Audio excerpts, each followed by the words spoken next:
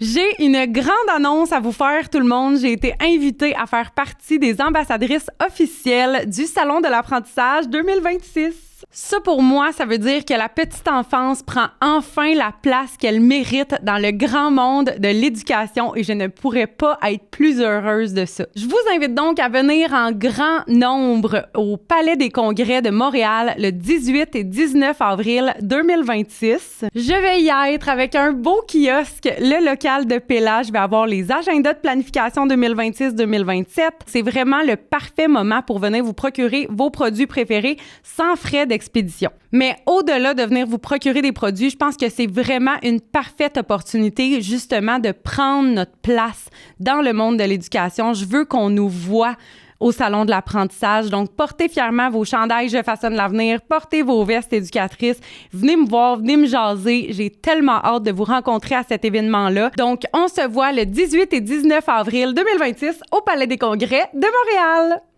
Bonjour tout le monde, bienvenue sur un nouvel épisode du podcast et aujourd'hui, je suis toute seule au studio parce que j'ai mal planifié mes affaires comme toujours et donc j'ai trop de temps au studio. J'ai réservé trop de temps. Fait que je me suis dit, on va jaser. J'ai tout le temps des choses à jaser, de toute façon.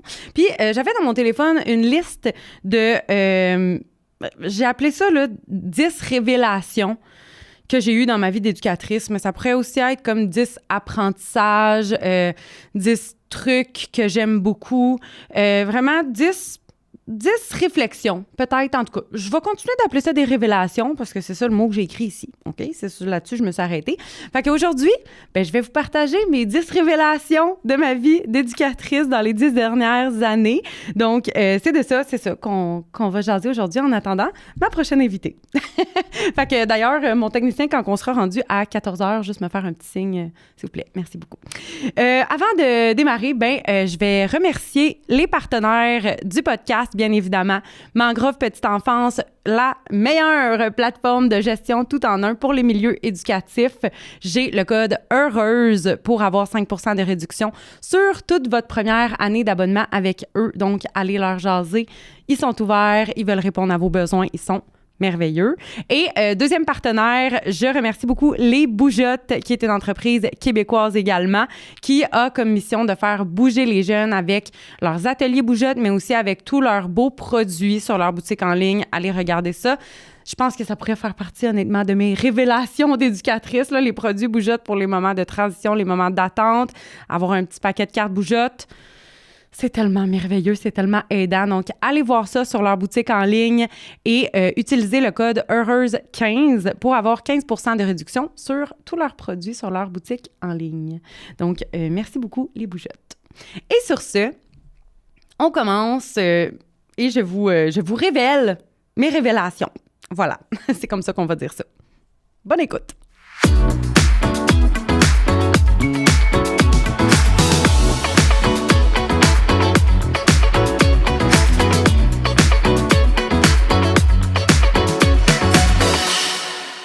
OK, donc on y va avec mes 10 révélations. Je les ai pas mis en ordre particulier, là. Je suis juste allée selon ce qui m'est venu en tête quand je me suis dit « Ah, ça serait quoi mes plus grands apprentissages ou mes meilleurs conseils? » Fait que la première chose qui m'est venue en tête, j'en ai déjà parlé là, dans l'épisode où je parle de mon épuisement là, professionnel un peu. Je pense que c'est l'épisode 18. Fait que j'en ai parlé de ce conseil-là, mais je trouve ça tellement important, puis c'est vraiment une révélation pour moi. Fait que je trouve ça important de le répéter. C'est que tout est temporaire. Tous les moments difficiles dans ta journée sont temporaires, vont finir par passer, mais aussi toutes nos phases difficiles, toutes nos années difficiles sont temporaires et vont finir par passer. Puis, une des grandes réflexions que j'ai eues en lien avec ça, c'est surtout du fait que, en lien avec mon sentiment de compétence professionnelle, là, quand j'ai une bonne année, je me dis « Hey, je me suis vraiment améliorée, hein? Je suis vraiment rendue comme meilleure que l'année passée. » Tu sais, l'année passée, là, j'étais vraiment fatiguée, j'étais vraiment poche, là, je perdais patience puis tout ça. Mais cette année, tu sais, clairement, je m'améliore en tant qu'éducatrice. Puis l'autre année d'après, je repogne une année difficile, puis je me remets tout en question, puis je me remets tout en doute là-dessus. Fait que de me rappeler, moi, personnellement, que tout est temporaire, puis que même si j'ai une belle année, puis que je me sens plus compétente, oui, je m'améliore à chaque année, tu sais, mais de pas, je sais pas comment bien l'expliquer, là, mais de pas tout baser là-dessus. De me dire que là, j'ai une année facile, fac, je suis bonne, puis je vais rester, ça va rester facile comme ça pour tout le reste de ma carrière, parce qu'après ça, la claque d'en face est encore vraiment plus intense, tu sais, fait que de me rappeler dans mes moments difficiles que tout est temporaire, mais dans mes beaux moments aussi que tout est temporaire, puis il faut vraiment enjoy, il faut vraiment savourer nos belles années, mettons, puis nos beaux moments, parce que ça aussi, c'est temporaire, puis le retour de la balance va venir, tu sais, il va y avoir des moments difficiles, des plus beaux moments, puis tout ça, fait que ça a vraiment été une de mes grandes révélations, là, réflexions dans ma vie d'éducatrice, puis c'est pour ça que j'en parle tout le temps. Le numéro 2, deuxième révélation, c'est l'importance des routines dans nos journées. J'ai réalisé à un certain moment que je passais 80% de mes planifs à planifier une activité qui prend 20% de ma journée. Tu sais, on met tellement de notre temps et de notre énergie pour un moment de la journée qui est tout petit.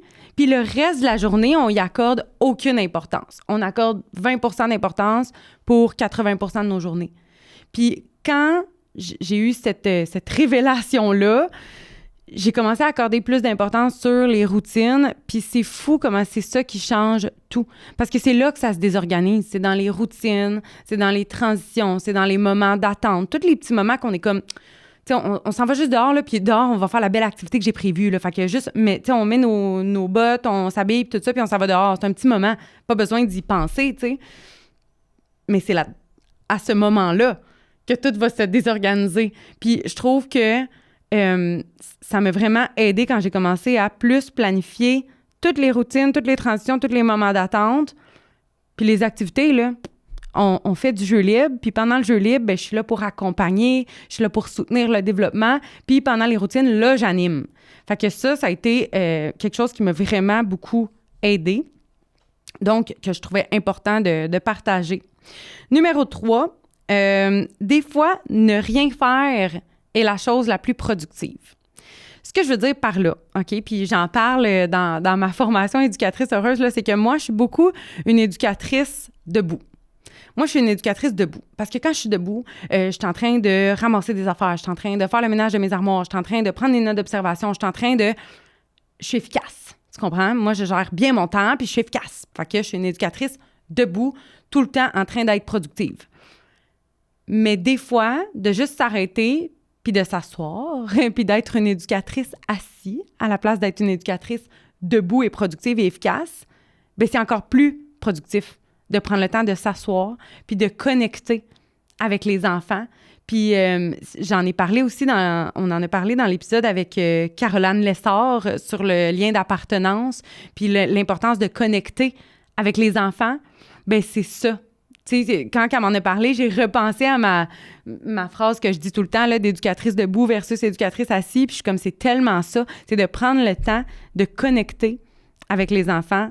Ça fait toute une différence. Puis c'est beaucoup plus productif que d'être debout et d'être littéralement productive. Fait que ça, c'est une autre révélation. Ensuite de ça, révélation numéro 4. Ça prend souvent beaucoup moins d'énergie d'animer une activité, une transition, un moment d'attente, une routine, que de ne pas animer. Puis ça, je le dis, là, mais je ne suis qu'humaine et j'ai beau me le répéter 175 000 fois, souvent, je suis trop fatiguée puis ça me tente pas d'animer. Ça me tente pas d'aller dans le corridor puis de faire une démarche de singe. Ça me tente pas, ça me tente juste qu'on aille s'habiller, s'il vous plaît. Ça me tente pas de rendre les affaires compliquées puis je suis fatiguée. Fait que go, allez tout le monde, on y va! Parce que je suis fatiguée puis je veux économiser mon énergie, j'anime pas.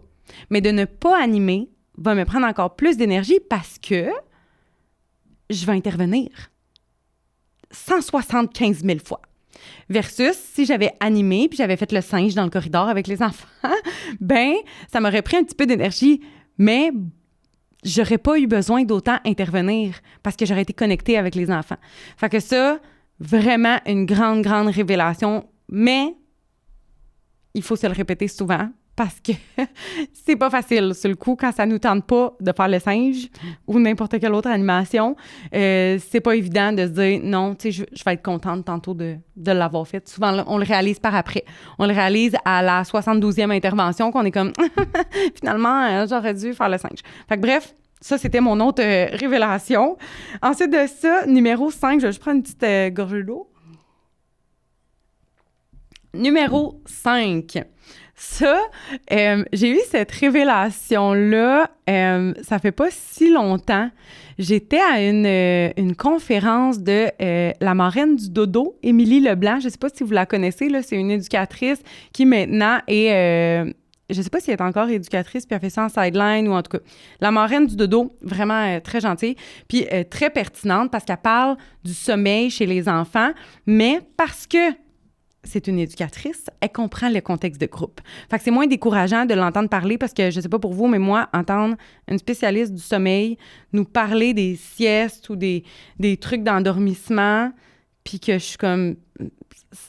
Ça fait aucun sens, là. Moi, j'ai 5 bébés dans la salle de dodo. Ça fonctionnera pas, ta méthode 1-1, là, tu sais. Fait que, bref, super pertinente à aller écouter ça. Mais j'avais assisté à une conférence d'elle, OK? Puis elle parlait de... c'était quoi le moment?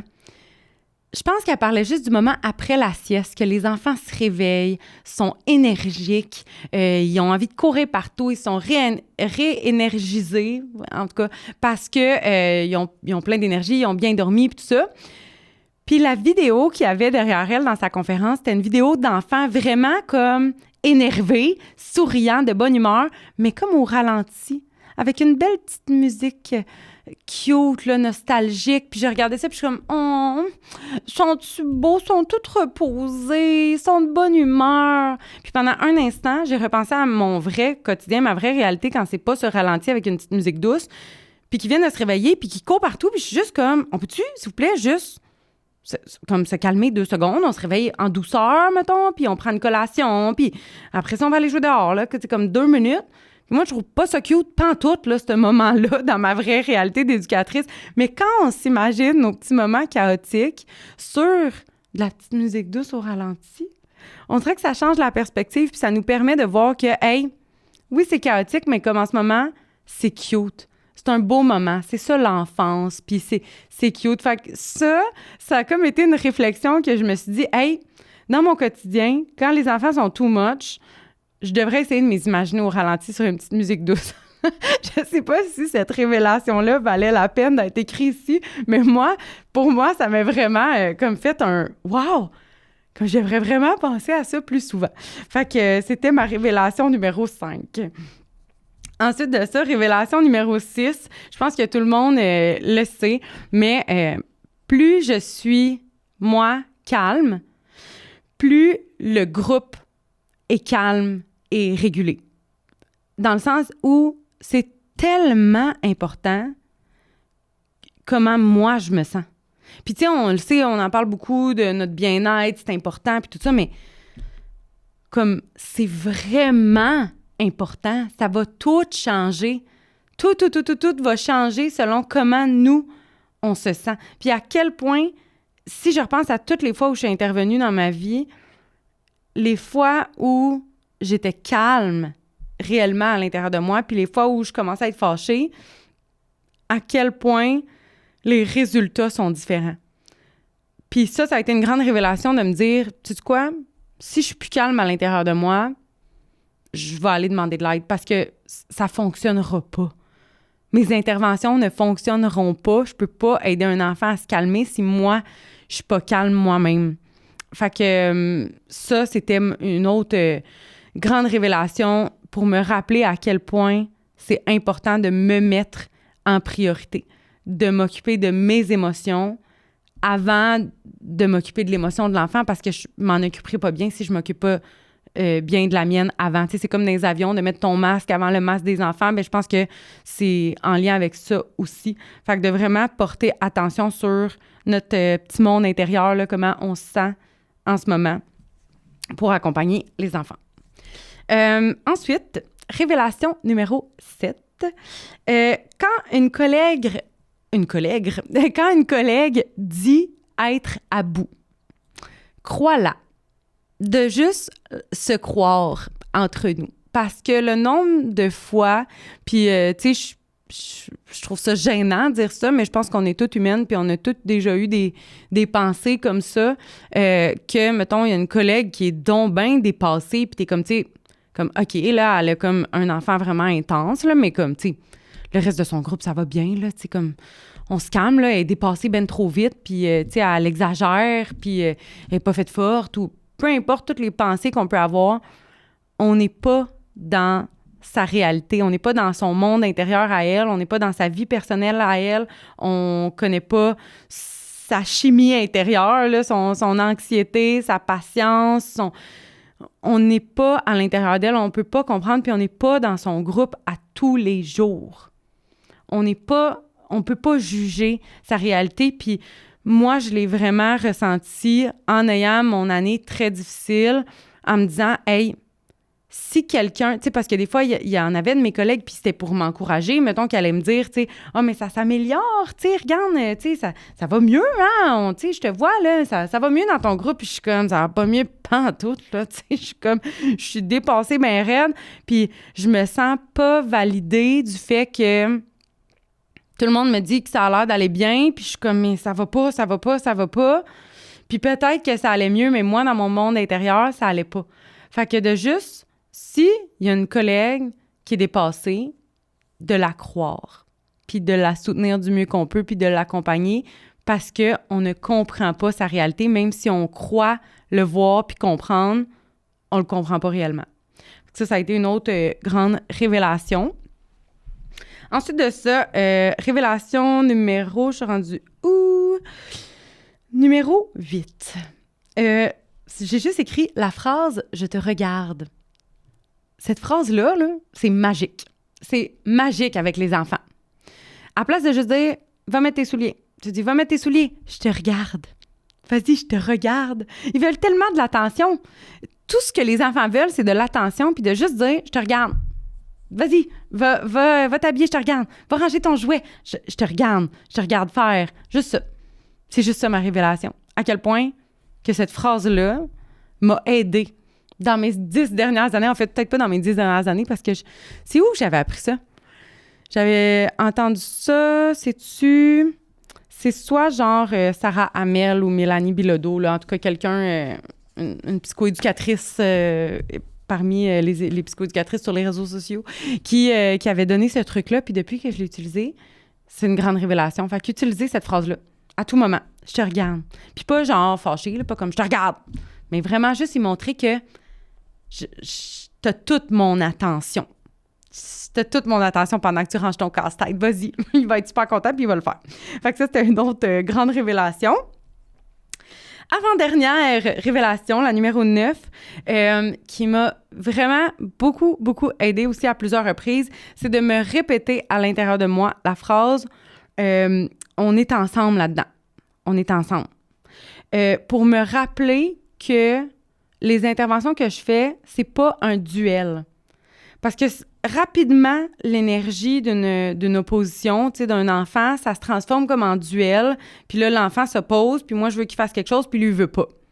Fait que là, c'est un duel. Tu sais, c'est qui va gagner, mettons. Mais de me rappeler qu'on est ensemble là-dedans, je veux juste t'aider.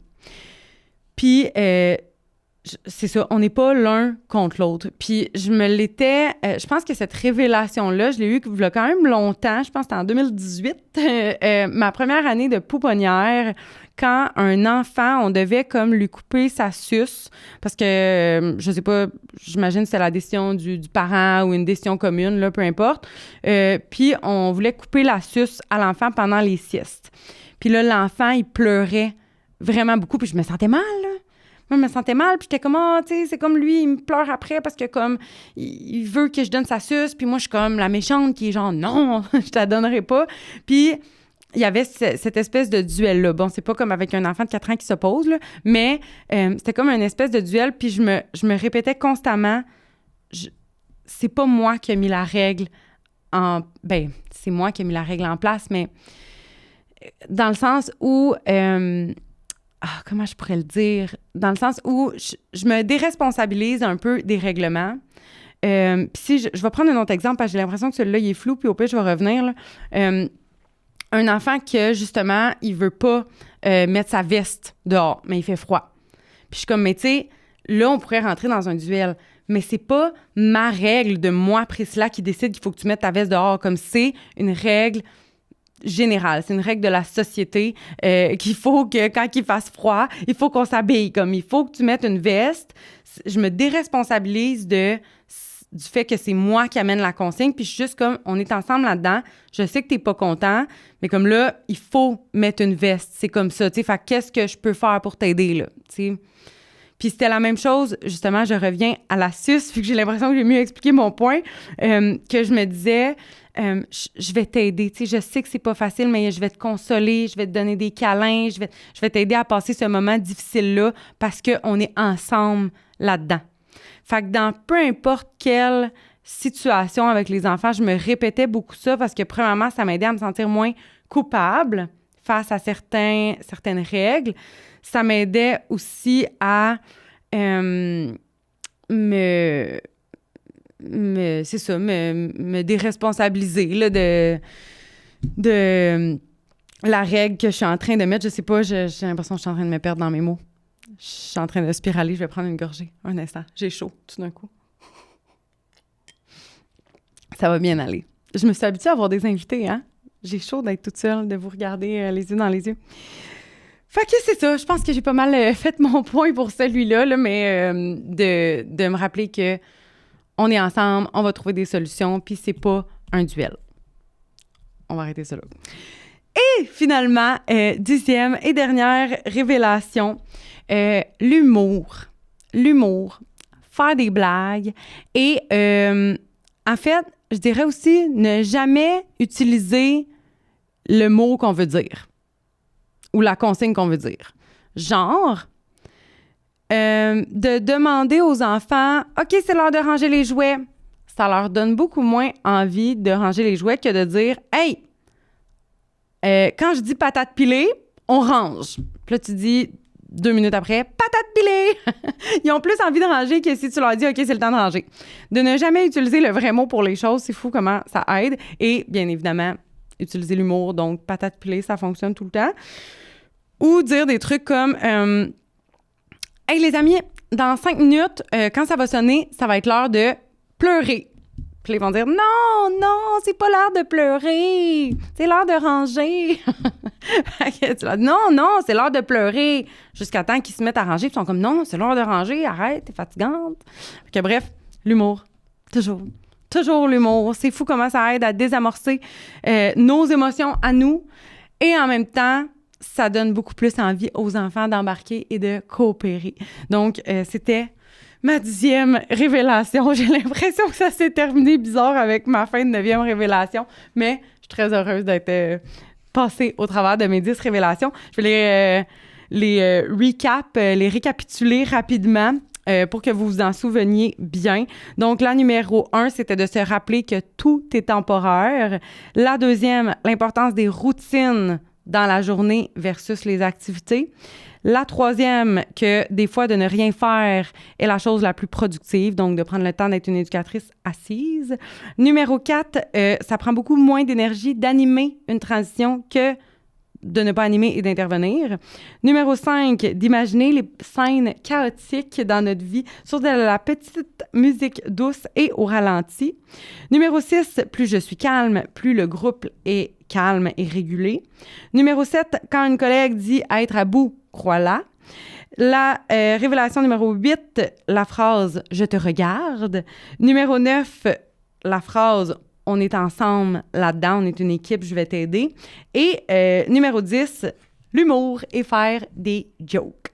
Donc voilà, j'espère que ça a pu vous aider, ces 10 révélations-là. Moi, m'ont grandement aidé dans les 10 dernières années de ma vie. Donc, je vous invite à les essayer et à me partager vos expériences, peut-être vos révélations à vous, vos trucs qui vous aident, peut-être les partager en commentaire et me dire qu'est-ce que vous pensez des miennes si vous les essayez dans votre quotidien. Donc, c'est tout. c'est tout pour aujourd'hui. Crème, ça n'a pas été tant long. Donc, merci beaucoup d'avoir écouté et on se revoit dans un nouvel épisode.